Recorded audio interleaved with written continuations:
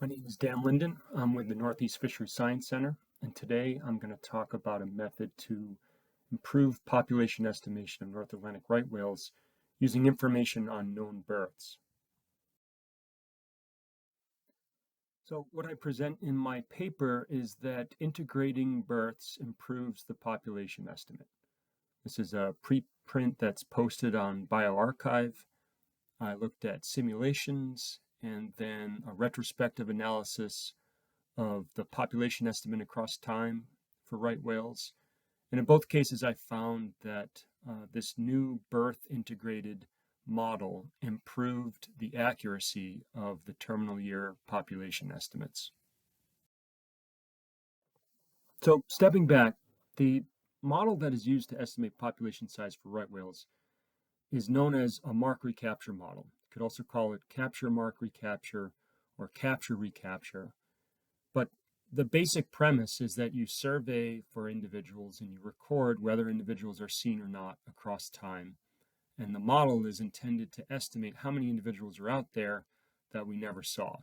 Now, historically, this would involve attaching some kind of a device or a tag to mark animals and then resurveying to look at the proportion of marked animals versus unmarked animals.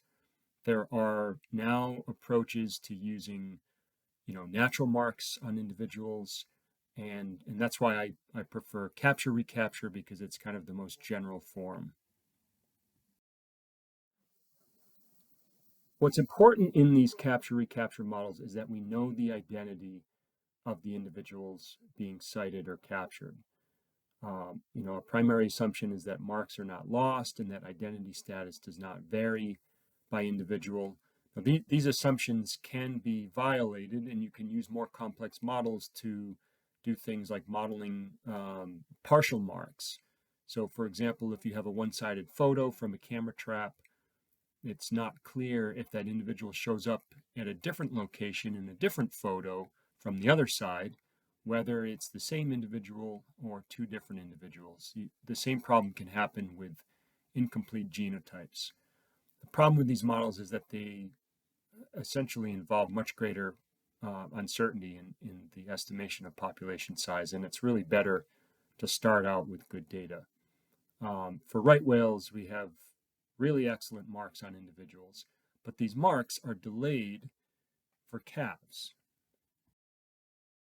So this delay in the development of the callosity pattern that would otherwise allow you to identify the individual results in the calves being absent from the terminal year of the population estimate.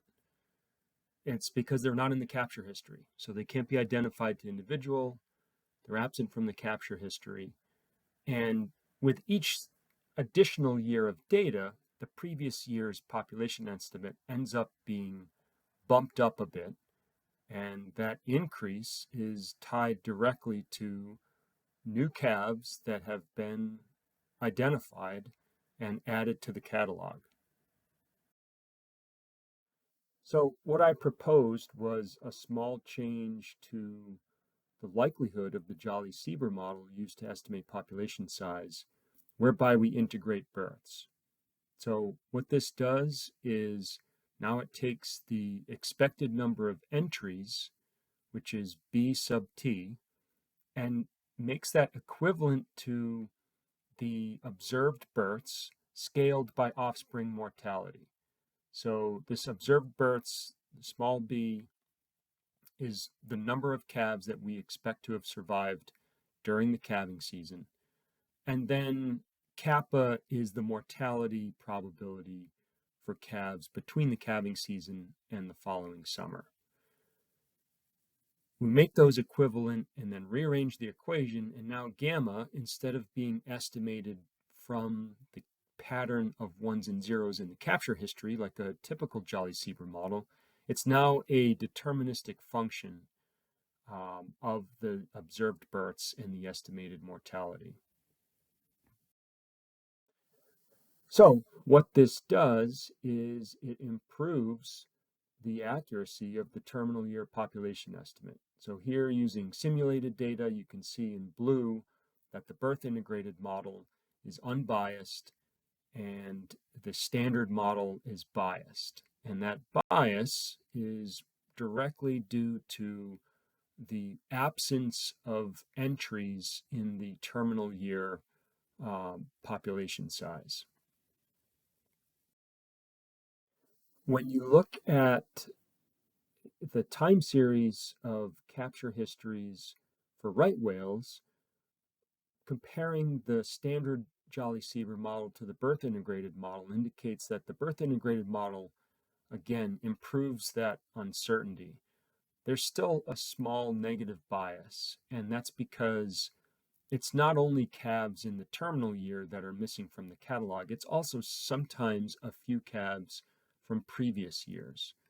And the berth integrated model only addresses that terminal year.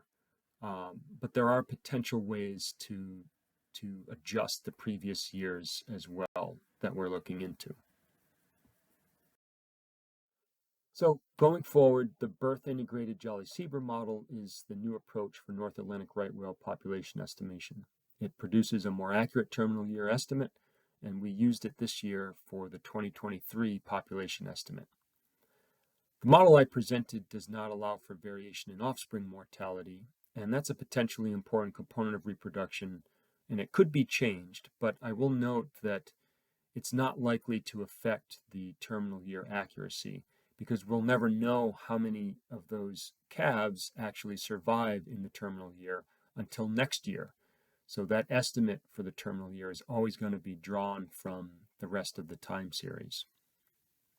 In terms of other applications, North Atlantic right whale monitoring is pretty unique. If you were to use this model for another species or population, you'd have to meet some assumptions. So one of them is this absence of immigration. We are specifying that all new entries to the population are from births. So you'd have to know exactly what immigration is or have no immigration at all. And then the other part is having really good information on births. So we essentially have a census for North Atlantic right whales. For another species, you'd need a similar situation or some idea of what proportion of the population has observations for births. So with that, I'd like to acknowledge the consortium that makes all of this analysis even possible, and then other folks that helped with reviewing of the paper and conversations about the model. Thank you.